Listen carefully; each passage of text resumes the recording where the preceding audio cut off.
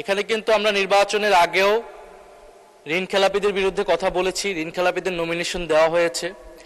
নির্বাচনের পরেও আমি আমার প্রথম অধিবেশনের বক্তব্য এইখানে মাননীয় অনেক সম্মানিত সংসদ সদস্য তাদের কত কত ঋণ খেলাপি রয়েছে সেই সংখ্যা আমি উল্লেখ করেছি, তাদের সম্মানিত নাম প্রকাশ করিনি।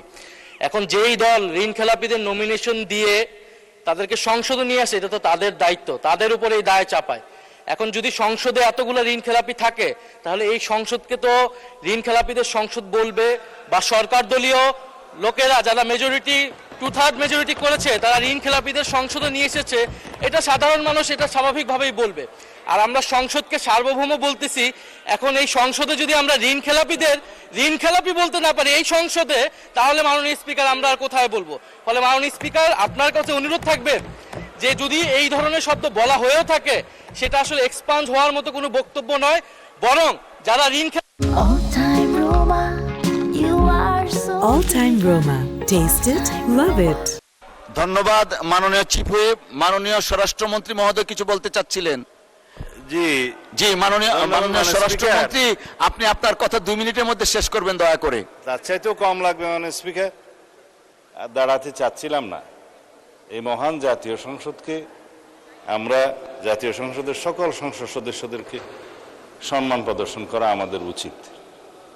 আমি শুধু ইন্টারপ্রিটেশনটা দেব, কে কি বলেছেন সেটাতে যাব না। এখানে যারা আছেন কেউ ঋণ খেলাফি না।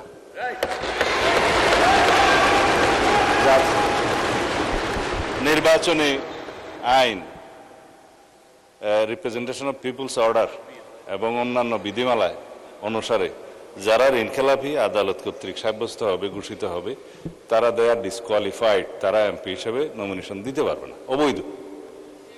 নির্বাচিত হয়ে এসছে তার মানে ঋণগ্রস্ত হতে পারে, নট ঋণ খেলাফি।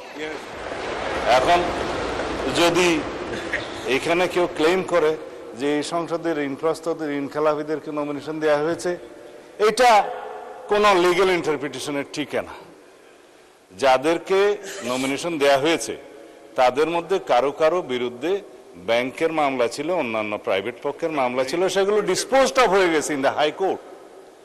যখন হাইকোর্ট সুপ্রিম কোর্ট থেকে সেটা ডিসপোজড অফ হয়ে যায় এবং তাকে লেজিটিমেট ক্যান্ডিডেট হিসেবে ডিক্লেয়ার করা হয়, সে আর ঋণ খেলাপি নয় এবং তারা এখানে ইলেক্টেড হয়ে এসছে। এখন আমরা কেন বলছি এটা ঋণ খেলাপিদের সংসদ?